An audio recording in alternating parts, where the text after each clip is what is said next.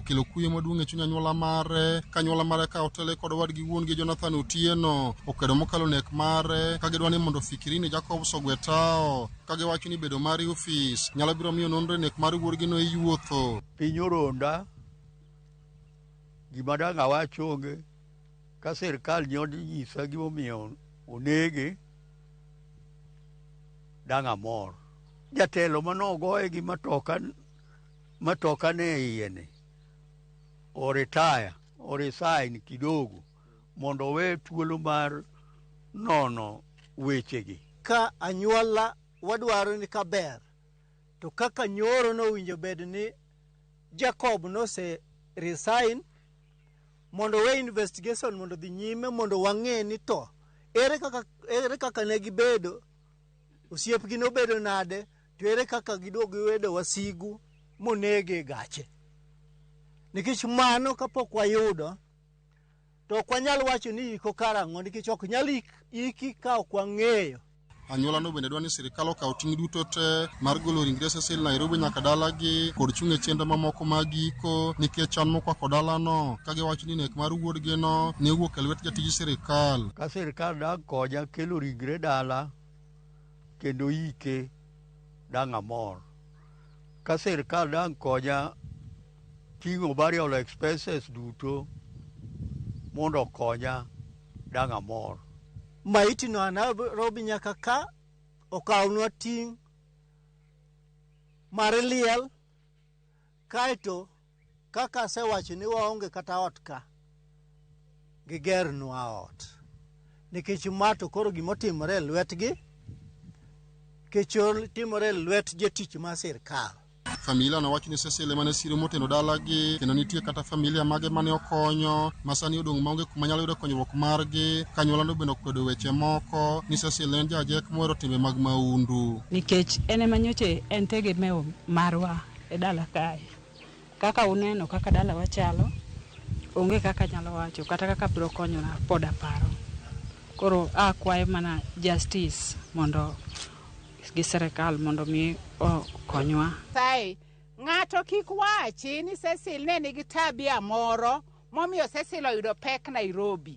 Ang'eyo Cecil maber, jogweng' ong'e Cecil maber. Cecil ne nitiere gi paro matut emomiyo nobedo jachir mar wuotho gi jatelo. Cecil pok ne orach ne moro dala kaendi ma kata ng'ama notimo ne marach dala kaendi mondo wawinjo ni Cecil otimne ng'at marach dala kae ma Cecil ng'ama rach pok nwawinjo wan. Mawacho ni Cecil ng'ama pok nwawinjo dala kae. E kinde manonro dhi nyime nek makoch mar rawera Cecil Ouma anyuola mar gweng' ma Kogelo ka chud bura ma Kabondo Kasepol oramono gibiye mondo ike kapogero ratiro margi. Bende gidwani mondo mi jagoro mochune weche chenro mag rowere Fikirini Jacobs mondo ogwe tao ka giwacho ni bedo mar ofis nyaka sani biro rocho mokalo chenro mar nonro mobilo osebedo ka timo e nek makoch mar wuodgi. Ali Beach, Ramogi TV, Homa Bay. Motimo mos ahinya ne familia mar Cecil. Mane en jatend migawo mar weche mbui kod tudruok Eliud Owalo yango ni odhi laro kom mar jatend piny Kenya kod otiko mar duond bura mosidhi manyien mar People's Prosperity Party kata PPP. Owalo yango ni oyiero chung kod PPP kaluwore gi mise ma duond bura no chung'ne kendo oikore mar chwalo Kenya e ong'ala machielo. Walter Nyambaga nigi ler mar wachni. Duond bura mar The People's Prosperity Party Eliud Owalo koti kendo Owalo wuoth kendo gichope log tich mar duond bura no mar PPP kendo sidho chamana yanga ka emane en jatend migawo mar weche mbui kod tudruok machon oyange ni obiro dhi laro komtend piny Kenya kod otiko mar PPP e yiero me 2027. Today I officially announce that I intend to seek the presidency of the Republic of Kenya on the People's Prosperity Party. Jatelno okoni oyiero chung kod chama mar PPP kaluwore kod mise mag chama no mokwano ni dhialo pogo mwandu maromre e bidhruok kod chia nyayo yore mag uchumi kaka yor chiwo fungruok ne jo Kenya. The ideology of the party is distributive social democracy, that we need to facilitate equitable distribution of wealth for all Kenyans. Let us take wealth from the hands of a few select ruling elite and distribute it to the grassroots where the majority of Kenyans are. Nyasi mane oywayo johera mag adhula, jolony mag uchumi, josiasa mageto chunge kombe mag siasa ka ginyiso chir mar biro yudo kama ratiro mag loko kit telo nitiere e kedo kod mibadhi bende nyalore mayom to kod kar chiwo yot mag solo suru pachoka. 9 million out of a possible 27 million. Why are the 27 million not paying tax? Because they don't have the disposable income. They cannot pay what they don't have. As opposed to raising the level of taxation, what we need to do is to widen the tax base. Situshukuru ni jamani, hata nyinyi penye mko mjue mmepata nini? Mmepata president. He is bright enough to steer us as a team towards prosperity. His Excellency, we are here to support you, and I want to assure you that we are going to make it, and through your leadership, I really believe in it, and we are going to make it.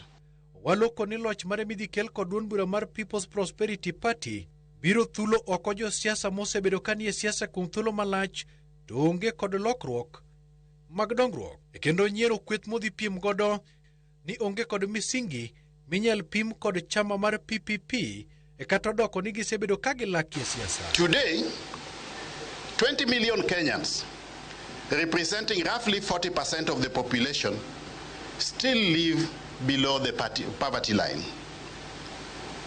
16 million are food poor and cannot even afford a decent, safe and nutritious meal. Another 3.5 million Kenyans live in hardcore poverty. These are citizens so deprived that even meeting the most basic needs of survival remains a daily struggle. Togino modong en economic liberation. Economic liberation ni moseketo piny bedo matek nikech jotendwa mantie jiwo weche mamoko mopogore gi bero uchumi mar japiny. To mago gin weche maneno ka party ni omiyo teko ahinya, kendo ageno ni en gari manyien manyalo dhiro Kenya mbele ka wasudo okang' manyime. Owalo walore mar biro fadho walo kata bendera mar PPLR Compton piny 2027. Ka penjo maduong' ni to bende PPP biro walo kendo koso walo osewalore mar laro Compton piny. Walter Nyambaga, Ramogi TV. Owuoro Nyambaga. Koro moko kuom jotend kweth makwedo piny owacho mar Linda Mwananchi oramo ni mondo mi gigweth oko jatend piny Kenya William Ruto e telo nyaka gibiga nyakla kendo giyier ng'at achiel madhi rakore kode. Kotelnigi kod gavana ma Siaya James Orengo, jotelogo mane loso Changamwe Mombasa okoni ni mano e okang' madhi konyo reso jo Kenya mathoth mainyore kaluwore gi ng'awruok mar nengo mwandu kaachiel kod usuru mamalo. Bende ne gijiwo jotelo mobalo kodgi kadho wadh nam chumbi mondo oriwre kodgi mar chopo lek mar mosenindo Raila Odinga, kendo jiwo jodak ma Mombasa mondo mi okaw ombulu kar rombgi ka giikore ni yiero mabiro higa manyien.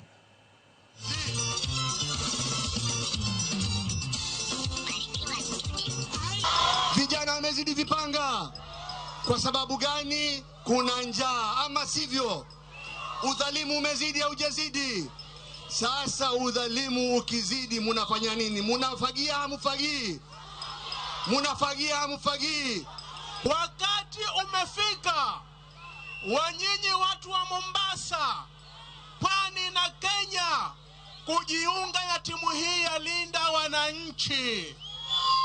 Tujitayarishe kwa kura kwa wingi, na mwaka ujao inshallah tukiwa hai tupeleke UDA na viongozi wao nyumbani. Kama vyama vya upinzani lazima tutoe candidate moja ambao atamenyana na Ruto.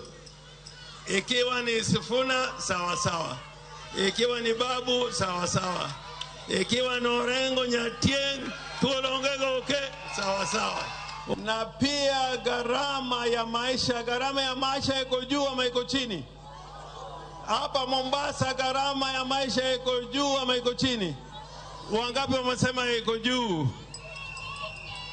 Sasa katika Linda Mwananchi ambao mimi ndio party leader, mimi I am the de facto party leader.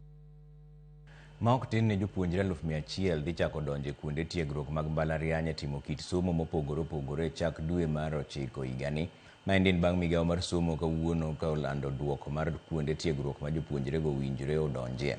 E ripod duol mar KUPS thoth jopuonjre ma noyiero kit somo mar puonjo kod weche mag thieth ka thoth jopuonjre ma ne oyiero thieth to ok oyudo thuologo kaluwore kod nok mag nafas e mbalariany ma pacho ka. To kaka Judith Omondi leronwa, maromo jopuonjre 3,000 ma ne ooro kwayo to ok oket e mbalariany moro amora. Gikone jopuonjre mag klas 12 manyicha otimo penj higa ma okalo to yudo grade mar C+ kadhi nyime oyudo duoko mag mbalariany ma piny owacho ketogie e kwan mar jopuonjre 270,508 mane oyudo grade mar dhi e mbalariany ma nus margi oyudo thuolo e mbalariany ma opogore pacho ka kama oriwo mbalariany mag ji giwegi duto kaluwore gi kaka ne gioro kwayo. E kwan ni jopuonjre 6,500 ne oro kwayo mar timo kit somo mag thieth kata medical kata kamano thothgi owe oko kaluwore ni thuolo manitie e mbalariany ma pacho ka tin ka ywak bende nitie ni kit somo mag science pod jopuonjre ok timie maber. The students who got A alone and A straight and A minus come to about 6,500. The available spaces were 702 for all the universities, both private and public. So it's not every student who got an A or A minus and applied to go to do medicine that got it, because the cluster of the weighting, the cluster weights of the subjects differs. So the performance of the science subjects also limit the number of students who can take some of these programs. So we find there are programs like the pure sciences, Bachelor of Science, Biology, Biochemistry. We may not fill all the capacities available. Jopuonjre mathoth mane oro kwayo mar timo kit somo moko e lai mag puonj bende odong' oko kaluwore ni mbalariany mathoth pok oketo kit somo ma ipuonji e CBC. Requesting the universities to be able to align themselves now with the training of teachers aligned to the teacher education framework which has been developed by the Commission for University, aligning to the competency-based education. The reason is we require the universities now to train the teachers so that they can, when they come out, we can be able to have qualified teachers who are competency-based. Maromo jopuonjre 3,000 okomi thuolo kaluwore ni ne gigoyo sei ni kiketgi e somo moko poni nafas mar rwakogi e lai mane gidwaro rumo. If they are not successful, we ask them, in the event you're not successful, can we consider you for another program for the same program in another university or for another program that you qualify for? We find there are students who say no. And the moment they say no, we leave them at that. So we got about 3,000 students saying no. Jopuonjre chako donjo e mbalariany dwe mar 9 higani ka mbui mar kawo hola kod sir bende iyawo ayanga odiochieng' ma kawuono tich adek. Judith Omondi, Ramogi TV. Nok mar remo ma okwako Kenya sani keto ngima jotuo mathoth kama rach ahinya to ne mine mayach madwa konyore. E romo mar jokanyo ma kawuono nobagi mar manyo kenge mag reso midhierono oyangore ni nok mar jo-Kenya ma wuok oko mar solo remo en achiel kuom midhiero ma okwako chenro mag bedo gi remo moromo e bengi. Simro Sokinda lerono wachni. En romo mano kelo kanyachiel jokanyo mag sekta mar thieth ahinya jogo marango chenro mag golo remo e pacho ka kama oting'o sirikal kod riwruoge ma ok mag piny owacho. Kaloro kod jokanyo rem yudo remo sama owinjore en achiel kuom gigo manego mine mapek. Out of every 10 women that die in this country because of excessive bleeding after giving birth, 2 to 4 of them die because there was no blood to transfuse. And it's for that reason that we've called for the national stakeholder meeting for every group and entity that works within the blood and the blood spectrum to come together to see how we can be able to resolve this issue. How many of my women are actually anemic when they come into the labor ward? 40 to 60%. In Kenya, you talk about HB of 10, but that's already mild anemia. Our HB should be 11 and above. But we say for some reason, that's the minimum I require. for delivery to happen. Nyaka sani Kenya pok onyalo chopo kare dwaro mar remo manyalo miyo jotuo yud remo e sama owinjore, gino maketo ngima oganda mathoth kama ng'aw. Requirement for the country is about 550,000 units of blood every year. We generating about 300,000, so it means we are about 60 to 63% secure, and that's a big issue. Most of the blood goes to women's health, both in maternity and gynecological conditions. Some of the blood, of course, goes to transfusion because of other diseases and other disorders. Sakasa wangi kwayo maremo to seche mang'eny remo ni koyudre iyudo ni jatuo no rite kata kapok ogole. To mano ema wacho ni wan gi rach sana. Wich bar maduong' ma sirikal kalo en rem jopiny chiwore mar golo remo kinde ka kinde. Kenya ka iyudo ni 60% mar voluntary donation, and then ntie over relying mar family replacement donation ma en involuntary. Iyudo ni in sama in gi jatuo e kasechego idwaro dhi golo remo. To seche moko jatuo onge sama rito remo ni mondo bed ready. Koro iyudo ni seche moko walalo jotuo mang'eny ka rito remo. Achiedh nade mamoko ting'o koso omenda kod jotich moromo gi mwandu mitiyo godo e choko remo. As healthcare workers, counties ndiko ji. National be nigi uwezo mar ndiko ji. Ok wandik jotije mag satellite mag choko remo kata e labs wa ok wandik jo lab mang'eny manyalo konyowa choko remo ni. Jopiny kore kwayo mondo kaw ting' mar golo remo kaka margi mondo jotuo konyre e sama owinjore. 155 million. Wadwaro 1% marwa mondo bed jogol remo manuore golo remo. Every 3 months kaka miye kaka ng'ama mama inyalo golo remo every 4 months. To ng'ama dichuo inyalo golo remo every 4 times every year. So every 3 months inyalo golo remo. To sami golo remo no, wabende wari ashua ini rembi no, ogole, opime, ng'amo gole en sirikal, ng'amo pime en sirikal, okete system wanyalo trace remo ni. Simfrozo Kinda, Ramogi TV. Swadi yu moro machuo kudogo bang' daka matin taneno ute maru aria deka auchiel nono we asoma ne moko kuomgi. Trevor Maindi Bishop Omondi Otiche mar Gemo onyenyore mos na jaoda Sara Tieno gi Archbishop Odhiambo Gora gi jagoro Samuel Atongo gi Olo Oyanda. Opak ruoth ma Evans Oyuga Wasonga Wood Konge. Apruoth ne Mrs. Rosemary Oyuga min Konge kod Mr. Morris Ajuanga Kuku MCA to be 2027 Asembo gi Mrs. Nora Moses Obura mar Nomia Luo Church. Kamana ahinya.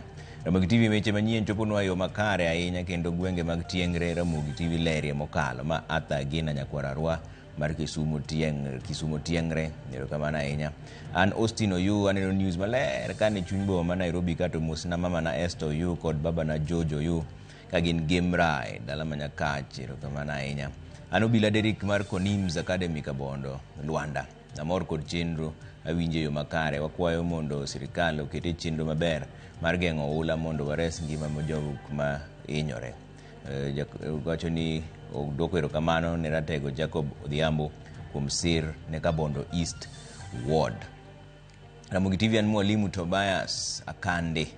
Trevor kawuono somiyo otewa erokora somo mwalimu. Waneno Ramogi TV ka wan kod nyathina Sheila Marion Kate Mombasa Mishomoroni warito twak. Erokamano mwalimu. Machielo bende Derek Konims ni naseso. Bas waduogo bang' dakika matin kik idhi mabor ahinya.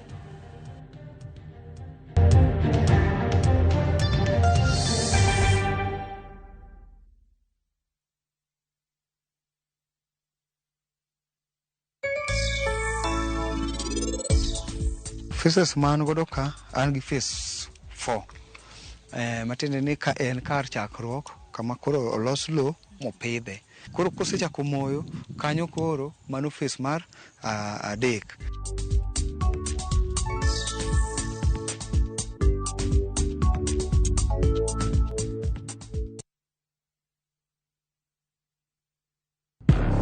Hera, andhoga, adira. Naye kodi. Nokang'eni ni nyalo timre malich kamae. Ich lach ok duong' dhot. Obiro donjo to kao. Nyaka sani podi nikia gimoro amora mantiere pacha. Hera miyo ng'ato bedo gi teko mar timo gimoro. Kendo nyalo lokore pap mar lweny. Odni opong'o mana hawi marach lilo. Makruok gi ng'ato nigi nengo mare. Ing'eyo gimarach kodi en ni onge ng'ata e piny kama dabedo gi wat kodi. Oromoniti. Remo biro yiero bedo korka ng'a.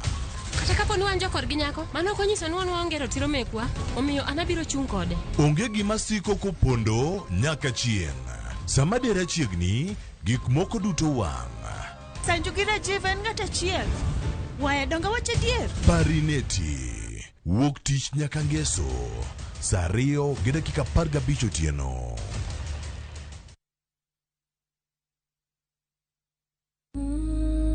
E gweng' kama nam chiwo ngima, ng'at achiel ema chiko gik moko duto. Anyuola mabalo ganyuola ok en anyuola, en balo.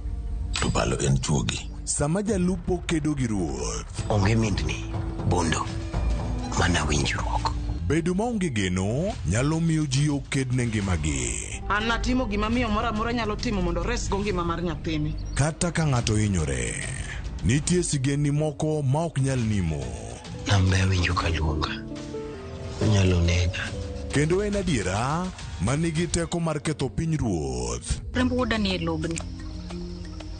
Okay, Nam wiye ukwil. Bwana nam kau gima dwaro bwana. Bwana obro mnang'eyo samose kao. Mirima, tich abich kod ngeso, saa 1:45 otieno. Kik bai.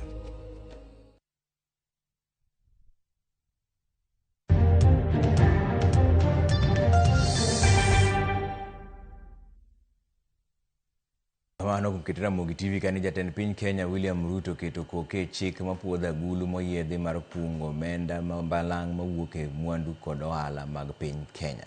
Omenda mabende ineno kaka mar keto kumba motegno ne tieng' mabiro. Kawuono ne nyasino jatend piny no yango ni aguluno bende biro konyo e reso uchumi ma pacho ka kendo konyo chulo gope mosebedo ka nuro piny Kenya. Lidio Keyo nigi lero. E nyasi manobagie kar jot mar jatend piny e boma ma Nairobi, nyasi manokelo kanyakla jotend migepe, spika mar od bura kod moko kuom tend od bura kanyakla gi jotelo mamoko. Jatend piny Kenya William Ruto noketo koke e chik mar chuogo kod tayo agulu moyiedhi ma sirikal dhi kungo godo omenda mambalang' manyalo konyo Kenya e kinde midhiero, dongruok kod keto kumba ne tieng' mabiro. Agulu what is in a sovereign wealth fund.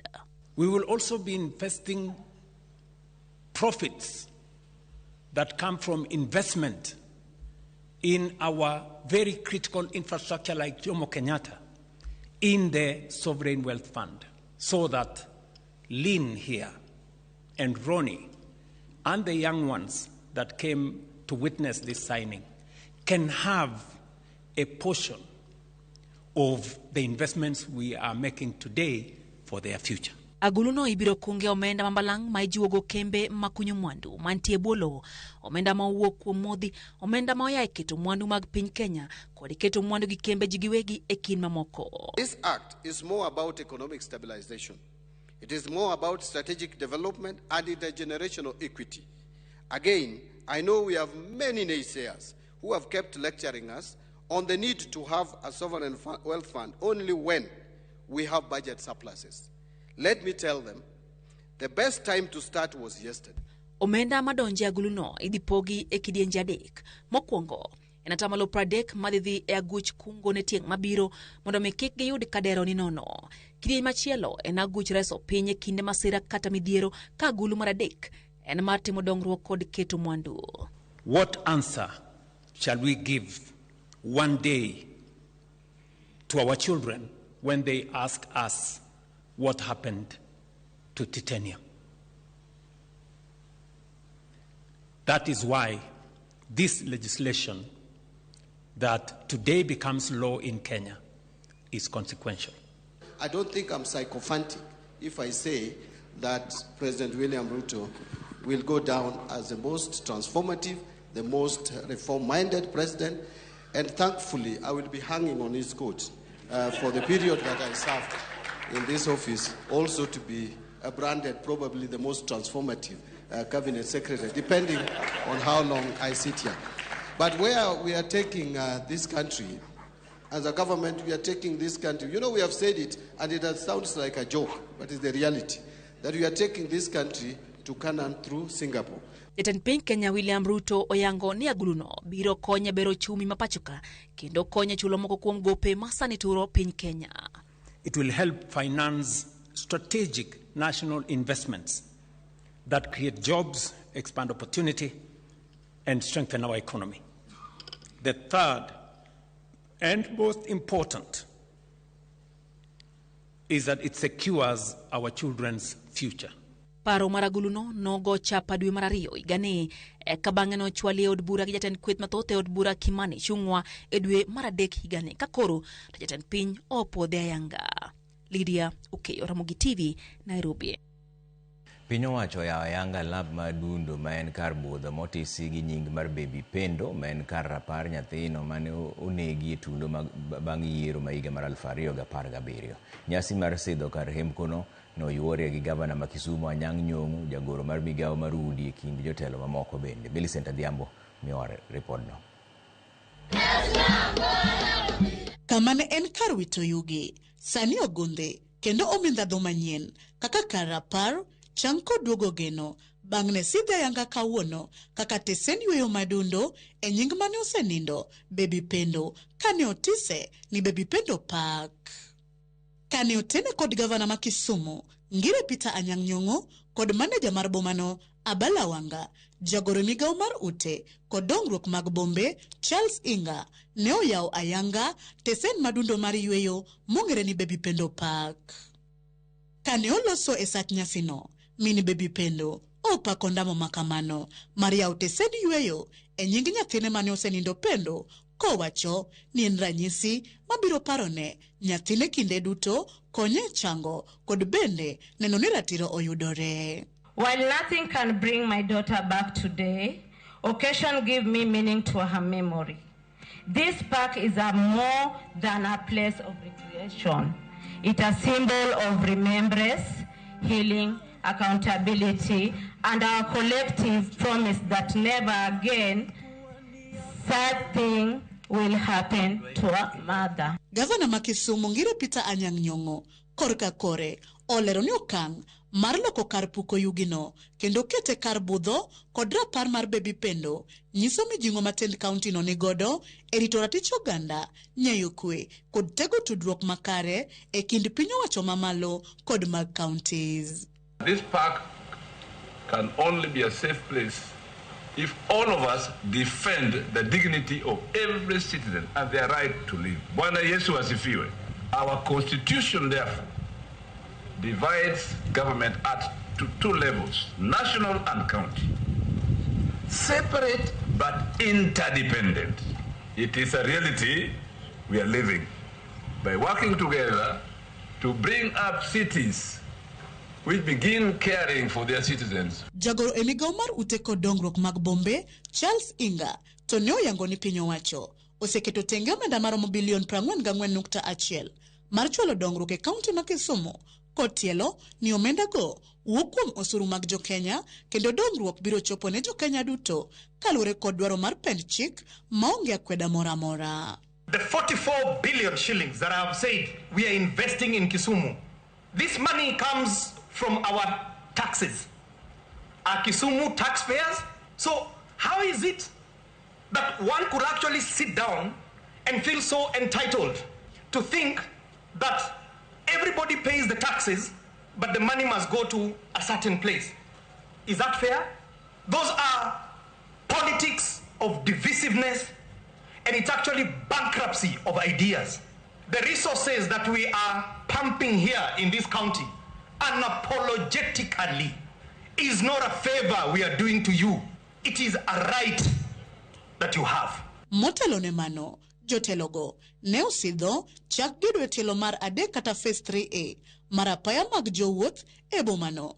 Ocho wang'e e chenro mar gero karito joma oroch ratich gi makalo leni kachiel kod cho wang'e e chal mar tesen nyamburko manyamasaria molem. Millicent Adhiambo, Ramogi TV, County ma Kisumu. Riwruogo kinde pacho kaendi LSK olando bago wuoth mamuol chieng' tich abich mar sundo piny owacho kod tend obila timo nonro makare ewi nek mar okinde moko ariyo moyang kaka Esther Wairimu Keige mane otiyo gi Kenya Forest Service kod Edward Muthee Kariuki manoyud konegi e kar dak ma Athi River. Kaluwore gi jakom mar LSK Charles Kanjama, nonro nyaka tim e yo ma uyanga mar neno ni jogo manoyudi gi ketho mar nego kindego okaw negi ondamo mager mar chik. Bende gidwaro mondo oyang buche mag lowo ma Esther Wairimu nosebedo karango e kind thuolo mar dweche 12 mokalo mar fwenyo kapo nono ni nek mare otenore gi buchego. LSK omako motegno ni piny owacho nyaka med rido arita kendo ket okenge mar ber alwora mar tich ne okinde duto pacho kaendi ahinya to mago matiyo e apisi piny owacho. Span of a single week in mysterious circumstances is not an isolated coincidence. These deaths amount to an attack on the legal profession, on the administration of justice, and on the rule of law. The Law Society of Kenya will not be intimidated. We will not be silenced. We will pursue justice for our fallen colleagues with resolve until those responsible are identified, brought before the courts, and held accountable in accordance with the law. The Law Society of Kenya hereby declares Friday, 10th July 2026, a day of national solidarity for the legal profession and announces a nationwide advocates march for justice. Jokanye bunge la wananchi ma Siaya okwedo kweth mar grube mag rowere Kaluo mosebedo ka kelo koko kendo rocho romo mag siasa e kindeni ma piny Kenya ikore ne yiero ma higa manyien.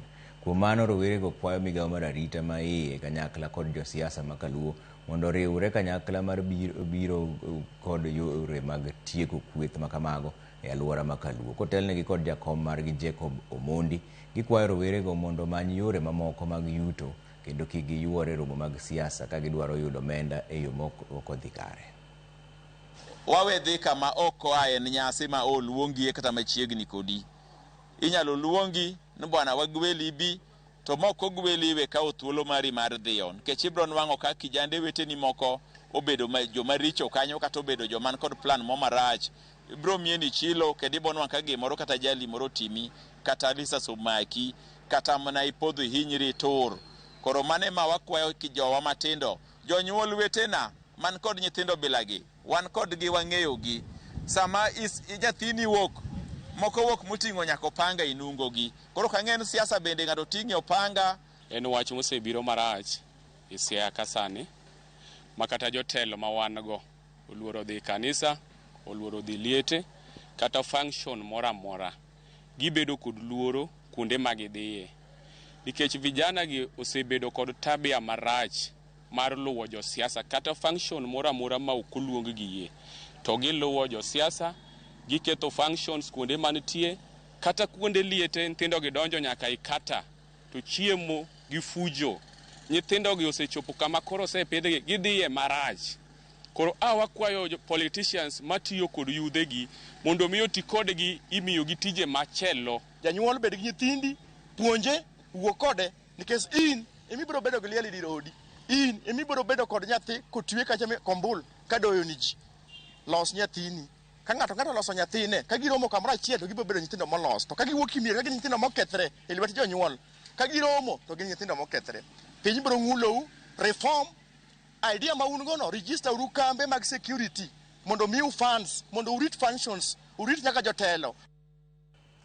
Joked ne ratiro mag oganda e bwo riwruoggi ma ong'ere kaka Migori Social Justice Group yuago rochruok mar arita kwe e gwenge ma Migori ma oting'o gwenge mag Wetembe kod Angata Barakoi mayudore e tong' kaunti ma Narok kod Migori e kind mamoko.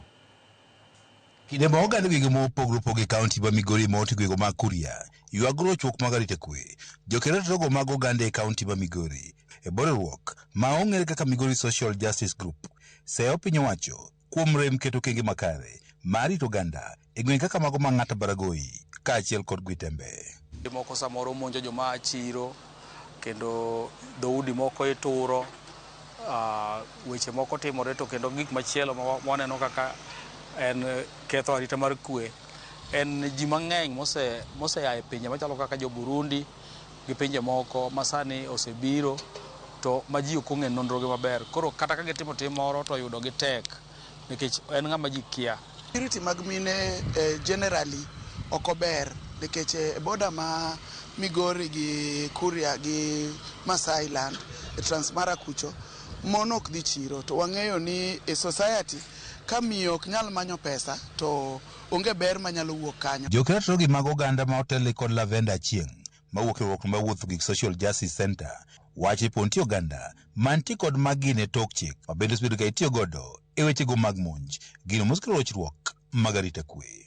Weche mag bedo ni ojande onge tije change kabisa ne weche mag ketho arita kwe. It's the issue of firearms. Currently traders, most traders, especially M-Pesa traders, are not doing business. And we all know that as a country, as a growing economy, we should be embracing 24-hour economy. And so if you have a situation whereby businesses are forced to close as early as 5 because of the issue of insecurity, because we have seen M-Pesa shops robbed at gunpoint and maybe lives lost. And so we are asking the government to look into this issue of illicit firearms. Giwane pod nitiere gwenge mathoth e kaunti ma Migori moganda ok nyal dhi kod yore gi mag nweng'o somo kod moko nikech rochruok mag arita kwe. Kata mane kinde Migori County korka Kuria gi tong'gi mar Transmara pile ka pile nitie monj ka ji laro lo kata ji laro weche mag dhok manyiso ne sirikal nowuoyo awuoya lakini pok giketo wachne tim. Ka opogore kod weche arita kwe e kaunti ma Migori, jokratro mag oganda bende seyo piny owacho kuom tiyo kod teko mathoth kuom jogo manyoro ne wuok oko mar bago ng'anyo e boma Nairobi. Joma nodhi e ng'anyo mane odhi e ng'anyo gi kwe nwaneno ka omakgi gi polis mano korwako uniform. To mae brings us to a question ni be kaka Kenya be wan democratic to bende wan ready mondo wa exercise rights wa as jopiny. Giwachno oganda nitiere kod ratiro mar bago ng'anyo kendo ok onego giyud buok ka hukum piny owacho kaachiel kod josiasa. Dwa medo kwayo sirikal ni ber ka wa ging'iyo ratiro mar dhano. Our main concern is that there's this assumption that now that our region is assumed to be somehow in government, and so we have seen leaders come out in rallies and warn citizens against coming out to protest or to picket. Ka opogore kod chuchudo jogo mane owito ngimagi kaachiel kod mago mane ohinyore ma itimo kod piny owacho, bende jokratro mag oganda dwaro mondo koro obila ma itudo kod nek kod hinyruok mag oganda e kinde mag ng'anyo omaki kendo koro chwal e doho. A police officer commits a crime, and then just like Mwananchi will rot in jail, we'd also wish to see people serve as examples, because only transfers, you're only transferring a problem to another county. George Juma, Ramogi TV, Migori.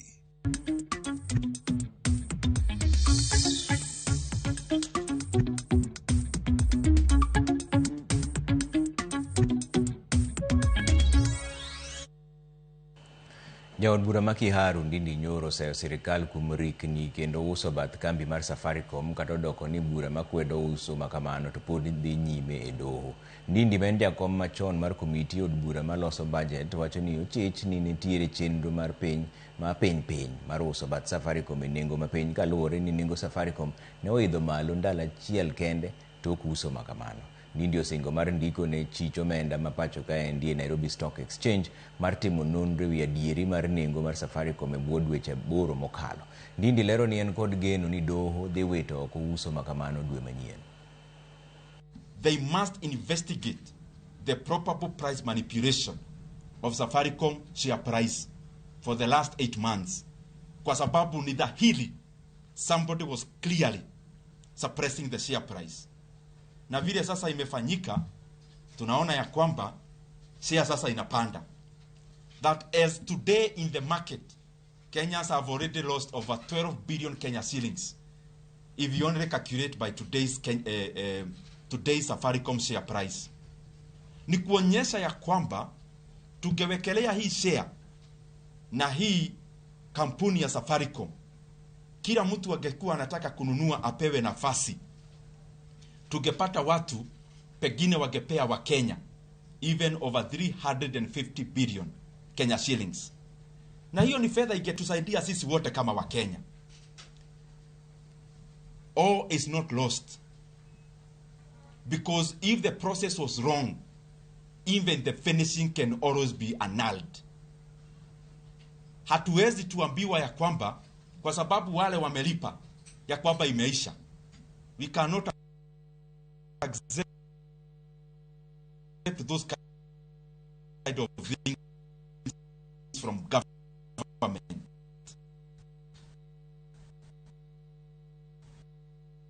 Kwa sababu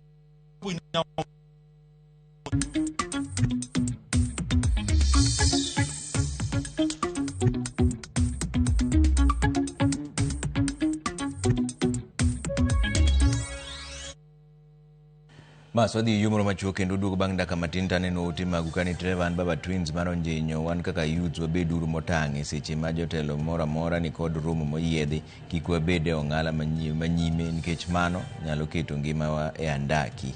Mwanda to en diend ng'ato ka owalo wuok oko kaka wuod luo mar laro kom mar telo mar Kenya wan waonge gi wach. Mos na japuonj David Odoyo, Anuro, Honorable Pio Wandai, Pascal Oranga, Ochieng Riako, Ochieng Machacha kod Public Officer Dr. Kadweya Junior. Ne machielo bende nitie kani wach mar gunds ni tek ahinya e gwenge wa makaluo, jonyuole manyaka koro wuok kod nyithindgi, jotelo mag kanisa kod kuonde lemo bende nyaka koro wuog oko motegno mar wuoyo kod ojende. Ma Pastor George Okeyo mar Full Gospel Glow Church ma Homa Bay. Waneno ka machielo bende kani Trevor, waneno ka Ramogi Lera Dua, kendo waneno habari ka wano Dili Gardens Kisumu. Auro mos ni Grace Anduru mong'ere gi nying mar Mama Lavenda Ron kod Governor Nyong'o ma endi John Onyango from Awiti Foundation CBO. Weche manyien chopo no maler nyakwar guoko cha pesa ma Frank kawuok Kabondo Misambi Pombo. Bas waduogo bang' dakika matin.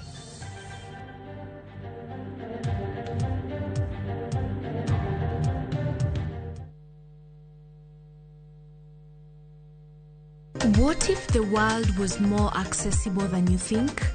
The beaches of Zanzibar, the beauty of Rwanda, the energy of South Africa, the culture of Malaysia, the skyline of Singapore, even the Caribbean shores of Barbados. All destinations Kenyan travelers can experience with visa-free access. No stressful visa processes. Just your passport and your next adventure is waiting for you. Discover visa-free and visa-on-arrival destinations with View Travel. Call 0703-254-254. View Travel. Dream, explore, discover.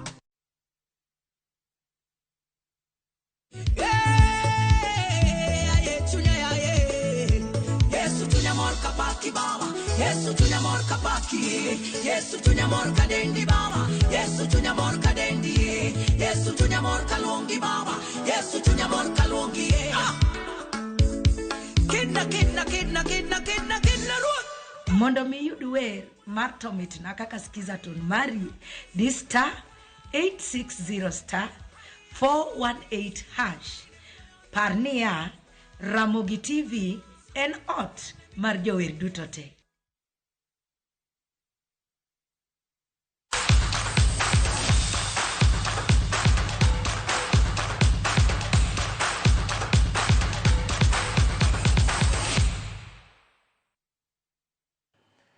Oronyo noche mag tuke ni bang' bedo joloch e tuke mag adhula kod volleyball e kaunti ma Siaya. Skundi yawuoyi ma St Mary's Yala onyiso geno mare mar keto piem motegno e tuke skunde mag Nyanza ma obagi Homa Bay. Jotugo mar St Mary's Yala wacho ni gisetimo orako moromo gi yudo loch e tukego. Yande gibedo joloch mag kaunti ma Siaya tiel ariyo moluwore ka higa mokalo to ne ogolgi e nus final. Tuke mag Nyanza ochakore ayanga kawuono kendo ywayo counties duto te manie alwora ma Nyanza.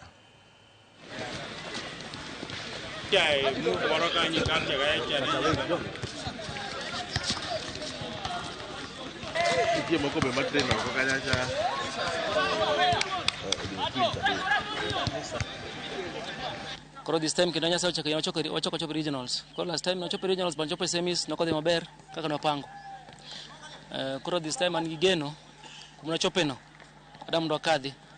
But at least wami sia county advantage mar produce teams ariyo next year. Kech wadhi last year nokwadhi maber. Koro this time kocha pomoni wachope. Okapaka sia county bomor kodwa hinya. Koro na keti wami gigeno. This time adani mwana wakibeli nafasi ariyo mokwani next year kodoke regionals wadhi gi teams ariyo. Mano mar basketball migoyo gi ji adek koni, volleyball kod mpira migweyo gi tielo miluongo ni soccer. Wase ikore okang' mamalo ni mar chakre ne watiek wach mar regional liga mokalo, wasebedo ka wantiere e kambi mar ikruok ne tuke ma wakoro wadhi e gieki, emomiyo wasebedo joloch e Siaya County. Kasani wadhi e tuke mag regionals, wan gi geno ni wadhi bedo joloch e tuke ma wadhi present tetete ka achiel gi rugby, ka achiel gi basketball, volleyball kod soccer. Ka odong' ndalo 15 motelo ne tuke mag Commonwealth ma idhi bagi e boma mag Glasgow e piny mar Scotland, tim mar Kenya osegoyo okang' e ikruok ne tukego madhi timore dwe mar 8 higa mwantiere ni. Jaloch mar midila mar bronze e Commonwealth higa mar 2022 Julius Yego olero ni maendi dhi bedo piem mare mogik e Commonwealth, kowacho ni ike koro oseniang'. Komiti mar Olympic e pacho kaendi korka kore to nowacho ni gin gi ikruok makare gi tim mar Kenya, kendo migawo mar tuke osemiyo jotugo sir duto mowinjore motelo ne tukego. Bear in mind what I said at the beginning. Not here by accident, it's by choice, and we are looking forward to really a strong partnership going forward. I think yes, the legacy is already there. Being the first Kenyan to win the Commonwealth Games in the javelin, and of course I've been here for a long time. Yes, I think this is the last one. By the time it's the next Commonwealth Games coming, I think I'll be retired, because it's reached a point whereby I'm trying to push my body to the limits again. But of course, everything has an ending. I think I'm not looking into a big future, step by step and see what happens in the next 2 years. As I said, each games have their own challenges. This one, we think and we believe that we are fully prepared for the Glasgow Games. The teams are prepared very well, and they are all ready for the challenges ahead of us. All I can say is that when you look at the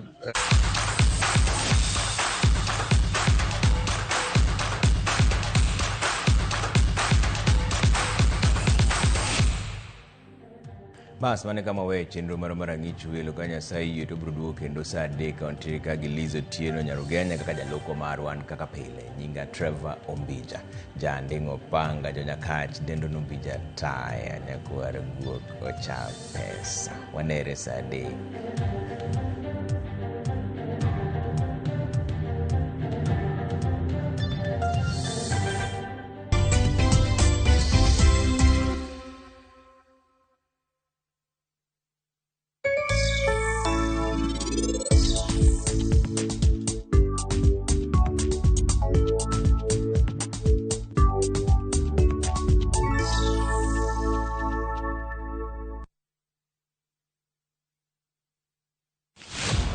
E chuny weche duto, rawere nigi duola, paro kaachiel kod chia. Wajo Kenya wate, but wan gi cultural background gi kuma wae gi homes wa. Ma e thor wach tich abich ka tich abich.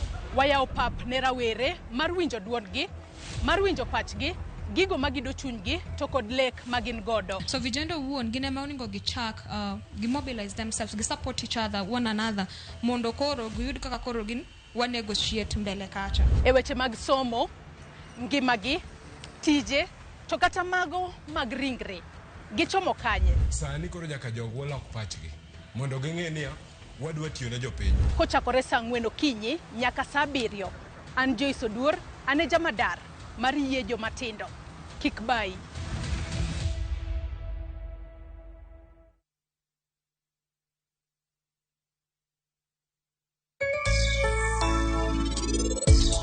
an abro manyo yo moro maber mondo akaw gimoro moro ma paro osekaw kuoma.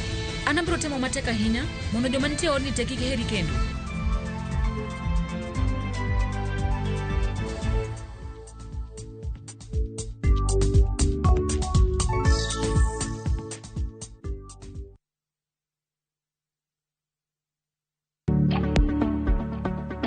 E gweng' ka gweng', e ot ka ot, nitie mich moro marito mondo nenre piny.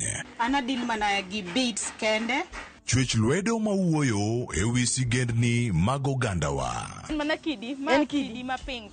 Kidi ma pink. En mano a natural pink soapstone. En lek mok nyal lingang. Kuom tienge mang'eny, joma nigi lony osebedo e kindwa. Koro wasungogi kendo waketogi ayanga mondo girieny. Pok ma ingo, sunga marwa. Ng'at matimo gimoro ma unique yudo ni product minyiewo ni uwe peke yake ndo unakuwa nayo. Local talent should be supported because they make you something that is personal to you. Poko pogore, kod Sharon Ong'ao, tich ang'wen, Sari Okinyi, Kik Bai.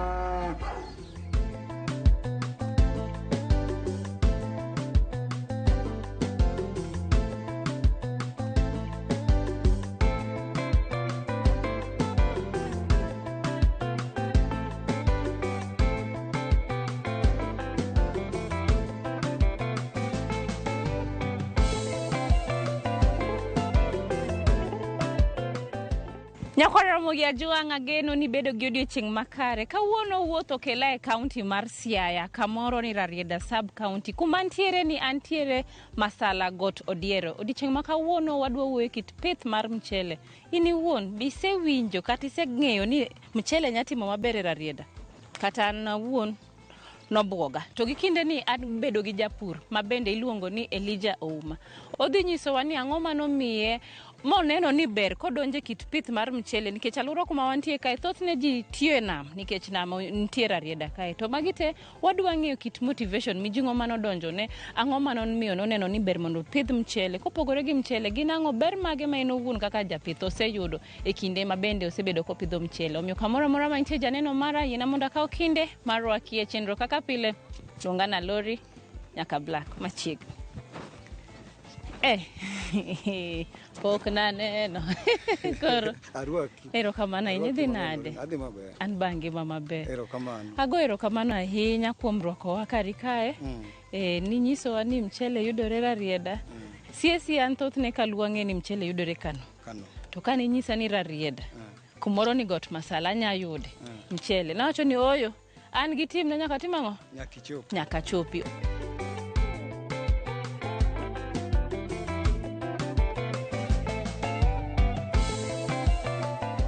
Kawuono adwa nyisou kaka ipuro mchele. Kendo steps kaka mchele loso molokre koro minyalo tere e chiro manyiewe molokre pesa. Mane ma adwa ni mondo achak nyisou. Mabende seche midonjo ni ayudo ka loso lopa moro ka. Adwaro ni mondo achwoye moko nitie manyoporo dong'. Mane adwa ni mondo adhi e mbele gi chwoyo. Erokamano. Koro mae kaka koth mchele. Koro koth mchele mae e kaka kodhi moseti mogole e nasari chalo.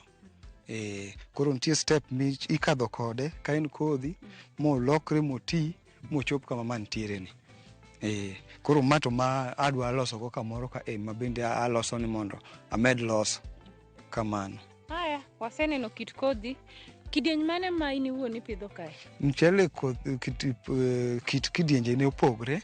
To gitimo maber be kuonde mopogore lakini makoro natiyo go ni en mchele miluongo na Ayar. Ayar ni en mchele moro madongo koyarre mang'eny. Ayar. Manyiso ni mae kodhi mar mchele ma wan godo mar AR ma bende timo maber uyo mar Rarieda ka. Koro mae mwadwa neno kaka japur dhi puonjowa kaka ipidho mchele ni. Ochal kama. Ai. Erokamano. Koro wadhi pidhe kon mane?